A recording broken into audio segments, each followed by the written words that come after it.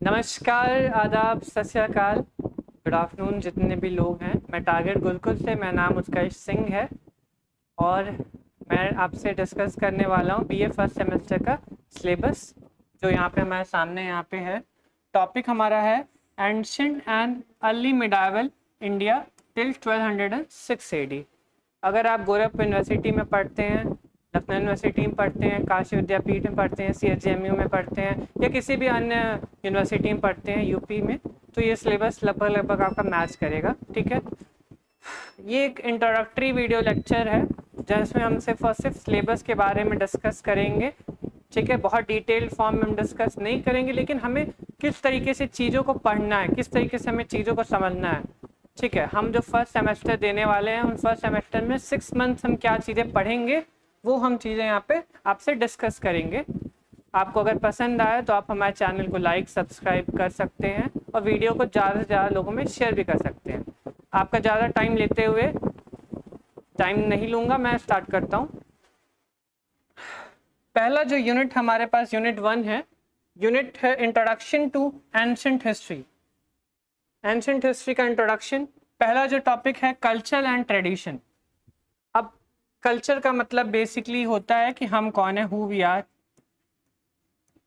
ठीक है, तो हु वी आर का मतलब बेसिकली ये है कि हमारा रिलीजन क्या है, हमारी फूड हैबिट्स क्या है, हमारी क्लोथिंग क्या है, जो भी चीज़ें हैं हम किस प्रकार से हैं, वो हमारा कल्चर डिफाइन करता है। अलग अलग जगह के कल्चर्स अलग अलग होते हैं। ठीक है, इंडिया का कल्चर आपको अलग मिलेगा, चाइना का कल्चर आपको अलग मिलेगा, यूरोपियन कंट्रीज़ में आपको अलग कल्चर मिलेगा। तो अलग अलग कंट्रीज़ का कल्चर जो होता है वो अलग अलग होता है बेसिकली पूरी तरीके से, तो उसको हम कहते हैं हु वी आर। इसके बाद हम बात करने वाले हैं eminent historians of India. Eminent historians of India में जो पहली जो हम बात करेंगे वो कलहंड के बारे में बात करेंगे, और इनकी एक बहुत फेमस बुक है जिसका नाम है रास तरंगिणी।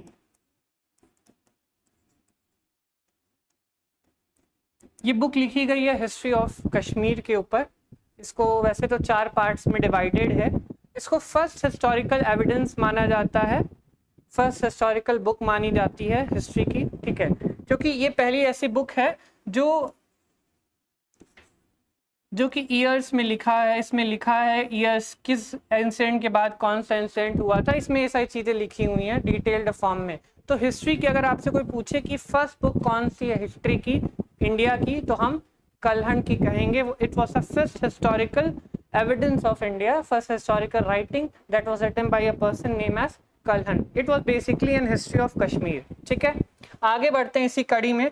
हमारे पास एक नेशनल हिस्टोरियन है, इनका नाम है RC मजुमदार। ठीक है, 1950s के बाद के हिस्टोरियन हैं।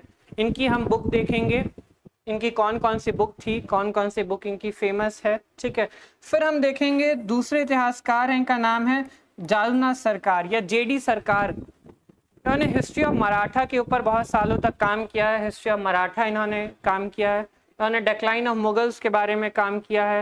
इन्होंने ईयर्स ऑफ औरंगजेब के बारे में भी बुक लिखी है जालनाथ सरकार ने।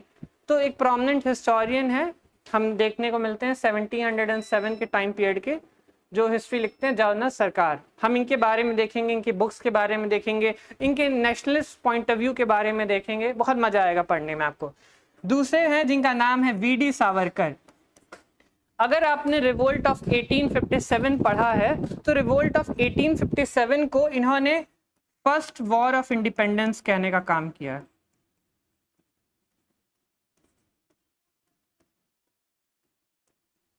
पहले ऐसे पर्सन जिन्होंने, VD सावरकर ने फर्स्ट वॉर ऑफ इंडिपेंडेंस कहा है रिवोल्ट ऑफ 1857 को। ठीक है, इससे पहले नेशनल उस समय के जो कंटेम्प्रेरी हिस्टोरियन होंगे या नेशनल हिस्टोरियंस होंगे जो कि ब्रिटिश की तरफ से लिखते हैं, तो इन्होंने रिवोल्ट ऑफ 1857 को जस्ट ऐसा सिपाही म्यूटनी बताने का काम किया है। लेकिन हमारे एक नेशनल हिस्टोरियन, एक हिंदुत्व के बहुत बड़े फॉलोवर जिनका नाम VD सावरकर था, उन्होंने अपनी किताब जो लिखी उसका टाइटल ही यही रखा, फर्स्ट वॉर ऑफ इंडिपेंडेंस। तो क्या रिवोल्ट ऑफ 1857 को फर्स्ट वॉर ऑफ इंडिपेंडेंस कहा जाना सही है कि नहीं है, हम इनकी बुक्स के बारे में पढ़ेंगे, इनकी लाइफ जर्नी के बारे में पढ़ेंगे। ठीक है, अगर आपने G5 में इनके पे एक वेब सीरीज भी बनी थी, आप वो भी देख सकते हैं इनको समझने के लिए। ठीक है, आगे हम बढ़ेंगे, KP जायसवाल को हम पढ़ेंगे। ये भी इलाहाबाद और BHU के एलुमनी रह चुके हैं, वहाँ के वाइस चांसलर भी रह चुके हैं। KP जायसवाल एक नेशनल हिस्टोरियन है। आगे नेक्स्ट टॉपिक हमारे पास है Indian knowledge system, short brief history of prehistoric ages. ठीक है, इंडियन नॉलेज सिस्टम भारत की ज्ञान प्रणाली, भारत की क्या ज्ञान प्रणाली है उसको हम पढ़ने का काम करेंगे। प्री हिस्टोरिक एजेस, जैसा कि आपको पता है कई प्रकार के हिस्ट्री के एजेस होते हैं। सबसे पहला जो होता है उसको प्री हिस्टोरिक एज कहते हैं। ठीक है, फिर दूसरा होता है उसको हम कहते हैं pre history, proto history, third number पे जो होता है उसको हम कहते हैं हिस्ट्री। तो जो प्री हिस्ट्री होती है उसमें बेसिकली पैलियोलिथिक पीरियड आता है, मेसोलिथिक पीरियड आता है, नियोलिथिक पीरियड आता है और चार्कलिथिक पीरियड आता है। ये इसमें 4 फेजेस आते हैं प्री हिस्टोरिक एज में। ठीक है, प्री हिस्ट्री मतलब कि जिसके पास हमारे पास बहुत कम एविडेंसेस हो, जब इंसान सेटल्ड फॉर्म में ना रहता हो, जब गैदरिंग एंड हंटिंग करता हो, तो उसको 4 फेजेस में डिवाइड किया गया है। ठीक है, प्रोटो हिस्ट्री, वो जो राइटिंग्स है ना प्रोटो हिस्ट्री की, बेसिकली प्री हिस्ट्री की जो राइटिंग्स हैं ये हमें किसी रिटन फॉर्मेट में नहीं मिलेगी। जैसे ये हमें पेड़ों पे मिलेगी, बाग से मिलेगी, ये हमें रॉक्स से ऊपर कोई चीज लिखी होगी उसके बारे में लिखा रहेगा, उसको प्री हिस्ट्री कहते हैं। और ये 4 फेजेस में डिवाइडेड है। प्रोटो हिस्ट्री का मतलब होता है Indus valley civilisation. Indus valley civilisation proto history में आती है। प्रोटो हिस्ट्री ऐसी चीज जो अभी तक पढ़ी नहीं गई, जो अनडेसिफर्ड हो, इसको हम प्रोटो हिस्ट्री में लगते हैं। और हिस्ट्री जहां से हिस्ट्री राइटिंग की स्टार्ट होती है उसको हम हिस्ट्री कहते हैं। तो इसको 3 पार्ट्स में डिवाइड किया गया है। आगे बढ़ते हैं अपने इस लेक्चर में, हम यूनिट 2 के बारे में बात करेंगे। और यूनिट 2 का जो पहला जो टॉपिक है वो है इंडस वैली सिविलाइजेशन। हमने यहाँ पे ऊपर बात की, आप देख सकते हैं कल्चर के बारे में, उसी प्रकार से नीचे हम बात करेंगे यहाँ पे सिविलाइजेशन के बारे में। तो कल्चर एंड सिविलाइजेशन, ये जो 2 टर्मिनोलॉजीज हैं वो एक दूसरे से जुड़ी हुई हैं। ठीक है, इसमें हम देखते हैं कि हु वी आर, हम कौन हैं, और इसमें हम देखते हैं व्हाट वी हैव, हमारे पास क्या क्या चीजें हैं वो हम इसमें देखते हैं। अब ये जो भी चीजें होंगी ये मैटेरियलिस्टिक थिंग्स के फॉर्म में हो सकती है, जैसे रोड्स, इंफ्रास्ट्रक्चर्स, एसीज, हाउसेस, कोई भी मैटेरियलिस्टिक थिंग जो आपके आसपास दिखाई पड़ रही है वो सब किस पे है, सिविलाइजेशन के ऊपर है। जैसा कि आपको पता है, मैंने पहले भी अभी बोला हूँ, इंडस वैली सिविलाइजेशन की राइटिंग्स को अभी तक हम फाइंड आउट नहीं कर पाए कि उसमें क्या लिखा गया है। ठीक है, हो सकता है इन द फ्यूचर जो हमारे पास जो लोग आए वो पढ़ सके कि क्या लिखा गया है इंडस वैली सिविलाइजेशन की स्क्रिप्ट में, बट अभी तक हम नहीं फाइंड आउट कर पाए हैं। इसके बारे में हम डिटेल फॉर्मेट में पढ़ेंगे, कितनी इसकी साइट्स थी, इसमें क्या क्या एविडेंसेस पाए गए हैं, इनके फेवरेट कैरेक्टरिस्टिक्स क्या हैं, ये सारी बातें हम इंडस वैली सिविलाइजेशन में डिस्कस करेंगे। आगे बढ़ेंगे, इसी में एक और टॉपिक है वैदिक एंड लेटर वैदिक पीरियड। वैदिक कल्चर क्या होता है, ठीक है, जैसा कि आपको अगर थोड़ा सा आइडिया मैं दे दूं, इंडस वैली सिविलाइजेशन एक अर्बन सिविलाइजेशन थी, लेकिन वैदिक या लेटर वैदिक एरा एक रूरल कल्चर के रूप में स्टार्टिंग में आया। ठीक है, तो ये अर्बन है और ये रूरल है। तो कैसे अर्बन से रूरल में ट्रांसफॉर्म हो गई सोसाइटी, ये भी बहुत मजेदार स्टोरी है, वो भी हम देखेंगे। वैदिक में हमारे पास 4 वेद, ऋग्वेद, यजुर्वेद, समवेद, अथर्ववेद। ठीक है, इसके अलावा आर्यंस के बारे में हम पढ़ेंगे, आर्यंस की सोसाइटीज़ के बारे में हम पढ़ेंगे, उनके कल्चर के बारे में हम पढ़ेंगे, उनमें कौन से रिलीजन को फॉलो किया जाता है उन चीज़ों को पढ़ेंगे। और इसी के साथ साथ हम लेटर वैदिक पीरियड भी पढ़ेंगे। अब लेटर वैदिक पीरियड में बहुत सारी चीज़ें चेंज हो गई, सोसाइटी चेंज हो गई, इकोनॉमिक कंडीशन चेंज हो गई, रिलीजन चेंज हो गया, वुमेन्स की पोजीशन में चेंजेस आ गए, वो सारे चेंजेस हम यहाँ देखने का काम करेंगे। तो एक ट्रांजिशन फेज हमें मिलेगा वैदिक से लेकर लेटर वैदिक पीरियड में, एक ट्रांजिशन फेज मिलेगा। क्या क्या चेंजेस हुए वो हम डिटेल फॉर्म में देखने वाले हैं। आगे बढ़ते हैं। Rise of Magadh empire, Bharat का पहला नॉर्थर्न इंडिया में जो डायनेस्टी स्टैब्लिश हुई उसको मौर्य डायनेस्टी कहा जाता है। ठीक है, तो मौर्य डायनेस्टी हम देखेंगे। जैसा आपको पता है, कहानी तो आपको पता ही होगी पूरी, चंद्रगुप्त मौर्य, फिर बिंदुसार, फिर अशोक, अशोक द ग्रेट, फिर कौटिल्य की अर्थशास्त्र। सबने मोटा मोटी 12th के NCERT में इनको पढ़ा होगा, लेकिन हम और डिटेल्ड फॉर्म में अपने ग्रेजुएशन के हिसाब से देखेंगे क्या क्या चीज़ें हो सकती हैं। ठीक है, चंद्रगुप्त मौर्य ऐसा नॉर्थ इंडिया के फर्स्ट रूलर माने जाते हैं, ठीक है। फिर इनके बेटे बिंदुसार, फिर अशोक, फिर अशोक के बाद कौटिल्य की अर्थशास्त्र। कौटिल्य की अर्थशास्त्र बहुत इंपॉर्टेंट है, हमें ये पॉलिटी और इकोनॉमिक्स के बारे में बताती है, ठीक है, बहुत इंपॉर्टेंट बुक है, ठीक है।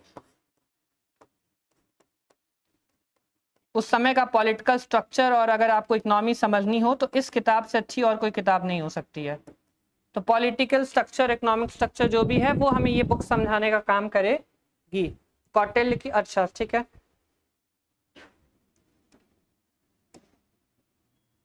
आगे बढ़ते हैं, हमारे पास 4th यूनिट है गुप्त डायनेस्टी। गुप्त डायनेस्टी के पहले रूलर, पहले तो नहीं मान सकते, पहले तो श्रीगुप्त और घटोत्कच को माना जाता है। श्रीगुप्त घटोत्कच के बेटे चंद्रगुप्त, जिनको ऐसा फर्स्ट रूलर ऑफ गुप्त डायनेस्टी माना जाता है, पहले चंद्रगुप्त हैं। फिर नेपोलियन ऑफ इंडिया कहे जाने वाले समुद्रगुप्त हैं, ठीक है। वी.एस. स्मिथ ने इनको कहा है कि ये नेपोलियन है भारत के। इनके बहुत सारी कंट्रीब्यूशंस हैं, इनके वॉर्स हैं, इनके कॉइनेज के बारे में काफ़ी सारी बातें होती हैं, हम डिटेल में डिस्कस करेंगे समुद्रगुप्त को। One of the very favourite topic of ancient history Samudragupta, ठीक है। फिर हम चंद्रगुप्त द्वितीय या चंद्रगुप्त विक्रमादित्य को देखेंगे। फिर उसके बाद एक टॉपिक आता है golden era of ancient India. हम क्यों गुप्त डायनेस्टी को गोल्डन एरा कहते हैं, किस प्रकार से कहते हैं, इसमें क्या पॉलिटी थी, क्या इकोनॉमिक स्ट्रक्चर था, क्या सोशल स्ट्रक्चर था, क्या एडमिनिस्ट्रेटिव स्ट्रक्चर था, किस चीज़ की वजह से हमने इसको गोल्डन पीरियड डिफाइन किया है, और कौन से ऐसे हिस्टोरियन हैं जिन्होंने गोल्डन पीरियड इसको नहीं बताया। कई सारे हिस्टोरियन हैं जिन्होंने इसको कहा है कि गोल्डन पीरियड नहीं है। क्यों नहीं है भी तो नहीं है, क्यों, विश्लेषण करेंगे इसको, डिटेल में एनालिसिस करके आपको बताएंगे। आगे बढ़ते हैं, age of Harshvardhan and rise of Rajput states को हम डिस्कस करेंगे। 4 राजपूत स्टेट्स रहे, प्रतिहार, चालुक्य, परमार और चौहान, 4 क्लान्स रहे हमारे पास। हर्षवर्धन का एज, जैसा कि आप जानते हैं, कन्नौज से शासन करने का काम करते थे हर्षवर्धन, ठीक है। विंग सांग एक पर्सन थे जिनके काल में आए थे, बहुत फेमस पर्सन थे। हर्षवर्धन के काल में इनके बारे में देखेंगे, इनके बैटल्स के बारे में देखेंगे। इनकी पॉलिटिकल सिचुएशन बहुत डिफरेंट टाइप की थी, यानी मैट्रिमोनियल अलायंसेस ही बनाए, उसके बारे में देखेंगे। इनका लिटरेचर पे कंट्रीब्यूशन भी था, उसके बारे में हम डिटेल फॉर्म में देखेंगे। फिर उसके बाद हम आ जाएंगे राजपूत के ऊपर। राजपूत में क्लान्स होते हैं, क्लान्स में 4 क्लान्स राजपूत के, प्रतिहार, चालुक्य, परमार और चौहान, इनके बारे में डिटेल में देखेंगे। सबसे ज्यादा हम देखेंगे चौहान।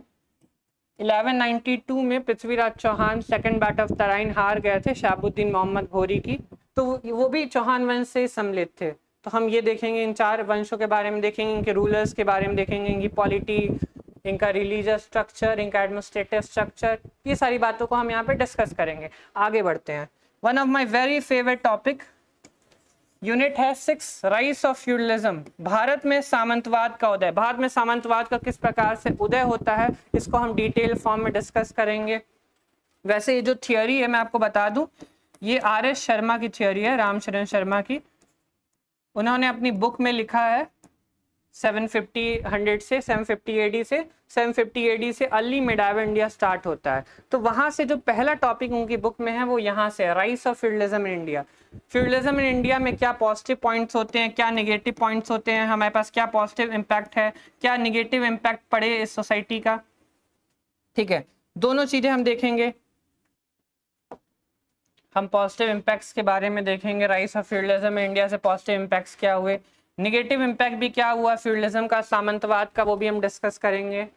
लास्ट में यूरोपियन फ्यूडलिज्म से किस प्रकार से डिफरेंट है वो भी हम डिस्कस करेंगे। बहुत इंपॉर्टेंट टॉपिक है, जो भी लोग यूपीएससी की भी तैयारी करना चाहते हैं उनके लिए बहुत इंपॉर्टेंट टॉपिक है मेंस के पॉइंट ऑफ व्यू से। आगे बढ़ेंगे हम, 7th यूनिट हमारी customs, rituals and beliefs of Hindus के बारे में है। हिंदुओं के रीति रिवाज किस प्रकार के हैं और इनकी मान्यताएं किस प्रकार से हैं। एंशिएंट हिस्ट्री में क्या क्या कस्टम्स रहे, क्या रिचुअल्स रहे, क्या बिलीव्स रहे। जैसे कि हमें पता है 2 प्रोमिनेंट फॉर्म थे हिंदुइज्म में, ठीक है, एक को वैष्णविज्म कहा जाता था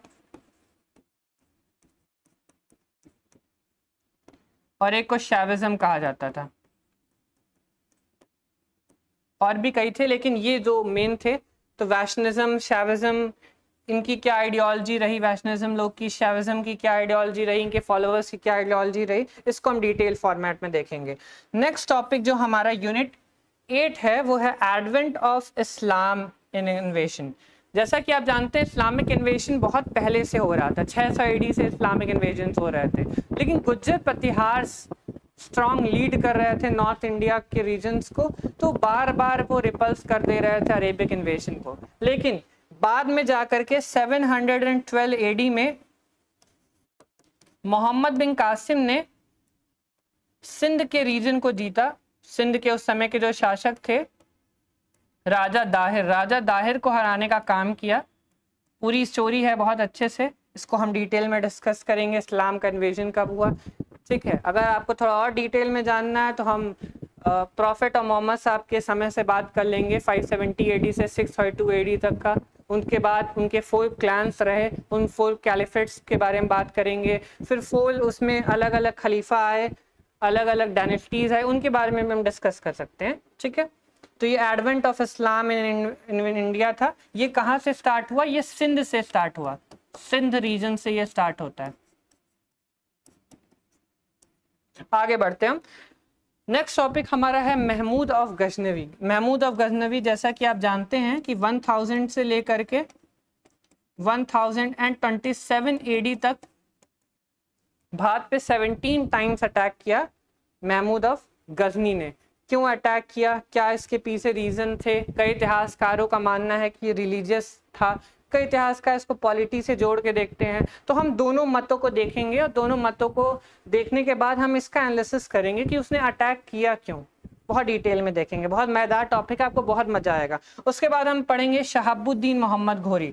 शहाबुद्दीन मोहम्मद घोरी, ठीक है, गजनी के जस्ट नीचे एक प्रदेश है अफगानिस्तान में, इसको घोर प्रदेश कहा जाता है। वहां से एक इंसान आया, इसका नाम था शहाबुद्दीन मोहम्मद घोरी। ठीक है, इसने 1175 से लेकर के 1206 तक का इसका टाइमलाइन रहा। ये सब के सब टर्किश थे। क्या थे? टर्किश मूल के थे।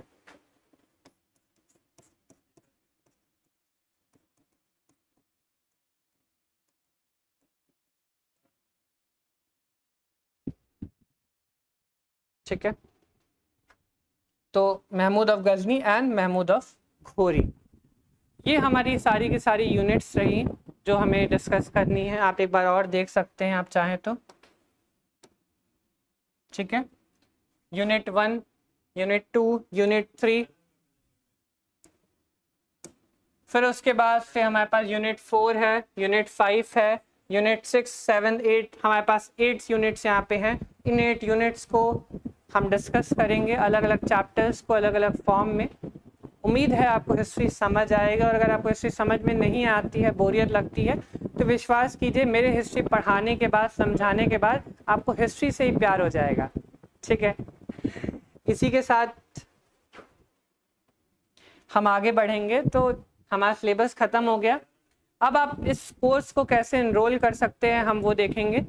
तो हमारा टारगेट गुरुकुल हमारा मोबाइल ऐप है, हमारे बैच का नाम है सारथी बैच। ठीक है, क्या क्या फीचर्स आपको मिलते हैं? जैसे सबसे पहले आपको थियरी क्वेश्चंस प्रोवाइड होंगे, उसके बाद आपको class notes and PDF in app provide होगा, आपको इंपॉर्टेंट MCQs आपको दिए जाएंगे, आपको शॉर्ट नोट्स दिए जाएंगे, और आपको पर्सनल मेंटरशिप भी हम यानी मैं देने का काम करूंगा। हिस्ट्री या हिस्ट्री को आप कैसे अपने आगे भी पढ़ सकते हैं, PG कर सकते हैं, CNET कर सकते हैं, फ्यूचर क्या अपॉर्चुनिटीज़ हैं हिस्ट्री में, वो भी मैं बताने का काम करूंगा एसा मेंटर। ठीक है, आप देख सकते हैं हमारे सब्जेक्ट्स की लिस्ट। BA में जो हम पढ़ाते हैं, English, Hindi, geography, history, sociology, political science, economics, ये सारी चीज़ें हैं। आप हमारे मोबाइल ऐप डाउनलोड कर सकते हैं, इसका नाम है टारगेट गुरुकुल। ठीक है, इसके साथ आप हमें व्हाट्सएप पे भी हमारे जुड़ सकते हैं, व्हाट्सएप पे हमारे लिंक के थ्रू आप जोड़ सकते हैं। आप यहाँ पे फ़ीस भी देख सकते हैं, हमारी फ़ीस क्या है, बहुत अफोर्डेबल फ़ीस है। मुझे उम्मीद है आप हमारे साथ जुड़ेंगे और इस हिस्ट्री के सफ़र में हम आपके साथ आगे पढ़ने का काम करेंगे। Thank you so much to everyone जो मुझे सुन रहे हैं। थैंक यू सो मच अपना टाइम देने के लिए।